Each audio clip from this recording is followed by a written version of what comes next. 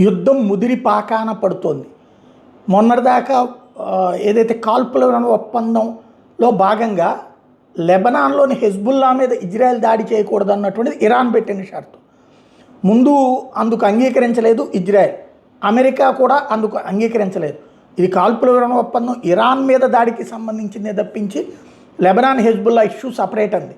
కానీ ఆ తర్వాతన ఇరాన్ వదిలిపెట్టకుండా గల్ఫ్ దేశాల మీద దాడులు చేస్తున్న నేపథ్యంలో ఇజ్రాయెల్ని ఒప్పించి అమెరికా హెజ్బుల్లాతో కూడా ఒప్పందం, అంటే హెజ్బుల్లాతో డైరెక్ట్ కాకుండా లెబనాన్ ప్రభుత్వంతో అమెరికాలో ఒప్పందం అన్నటువంటి పేరుతో లెబనాన్ మీద దాడులు ఆపిచ్చింది.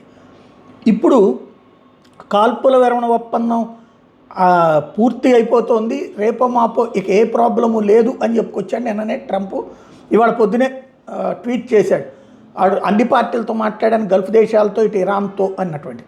తీరా చూస్తే ఈలోపు సీన్ మారిపోయింది.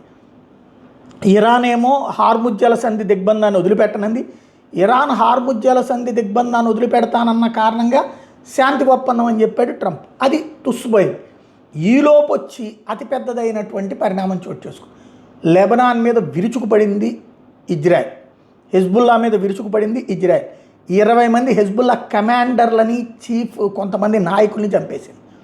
తద్వారా ఇరాన్ ఓ పక్కన తన గగనతలాన్ని అర్జెంటుగా మూసేసుకుంది, అందుకే భయపడిపోయి, అంటే ఇజ్రాయెల్ మళ్ళీ దాడులు చేస్తుందని భయపడిపోయింది. అమెరికా కాల్పుల విరమణ లేదు అన్న టైంలో, కాల్పుల విరమణ జరగబోతోంది అన్న టైంలో ఇజ్రాయెల్ వెళ్ళి కొట్టింది, హెజ్బుల్లా మీద దాడి చేసింది, ఇరాన్ని భయపెట్టింది. అంటే అమెరికా కాల్పుల విరమణ చేయలేదు, చేసేది ఇజ్రాయెల్ మాత్రమే. ఒకవేళ అమెరికా శాంతి అన్నా సరే ఇజ్రాయెల్ ఒప్పుకోదు. దాని థ్రెట్ ఇరాన్ థ్రెట్ ఈ టైంలో కాకుండా మళ్ళీ ఇంకోసారి చూద్దాంలే అంటే ఈలోపు ఇరాన్ బలపడిపోతుంది నేను తగిలిన దెబ్బల తర్వాత. అందుకు సిద్ధంగా లేదు. ప్లస్ హార్ముజ్ జలసంధిని దిగ్బంధిస్తే డబ్బులు రోజు నిరంతరం 1000 కోట్ల డబ్బులు వస్తాయి. దాంతో దర్జాగా వాళ్ళు సెటిల్ అయిపోతారు. ఇజ్రాయెల్కి పెద్ద ట్రబుల్ కాబట్టి అది ఉండనీయదు. యుద్ధతంత్రంలో ఇజ్రాయెల్కి మించినటువంటి వాళ్ళు ఇంకెవరూ లేరు. అది ఇప్పుడు స్పష్టమవుతుంది.